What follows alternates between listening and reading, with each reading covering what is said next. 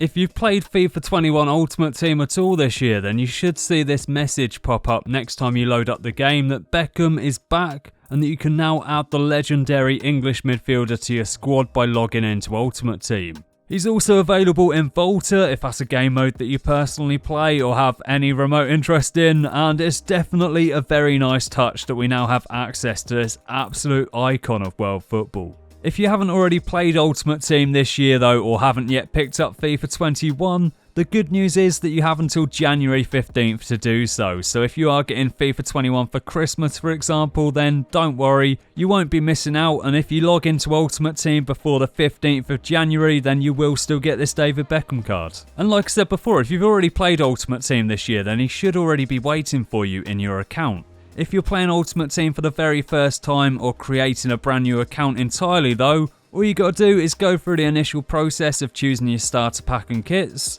You then want to exit Ultimate Team once you've done all that, and upon loading up the game again, you'll get this message pop up that you've earned yourself an 86 rated David Beckham, celebrating his La Liga debut for Real Madrid. So head on over to the store and there you'll find this shiny new card waiting for you in a pack. These are his base stats and his default position is right mid. In my opinion though, due to his lack of pace, your best bet is probably to move him to play more of a central role in game. You could maybe try adding a catalyst or hunter chemistry style to him if you really do want to try playing him as a winger. My personal preference is going to be to play him as a central midfielder though, and for that, I've added a shadow chemistry style, boosting his pace up to 85 and giving him some genuinely pretty solid defensive stats. I'd also consider playing him as an attacking midfielder, and having now played a few games with him, I've got to say that his passing is just absolutely phenomenal. He just seems to play perfectly weighted balls every time, and he's honestly just been an absolute pleasure to use. He's got some serious whip on him,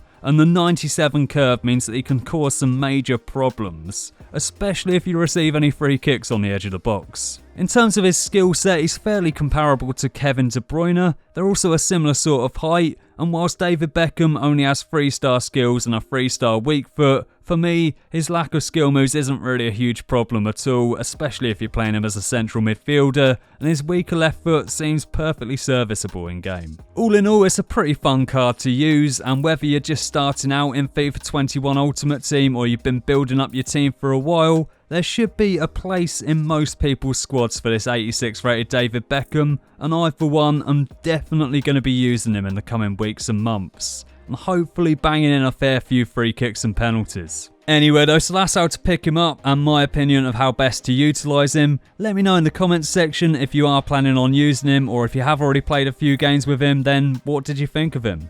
Stick around and subscribe for plenty more content in the future. Leave the video a like if you've enjoyed it or found it in any way helpful. And if you do decide to stick around and subscribe, then I'll catch you again next time.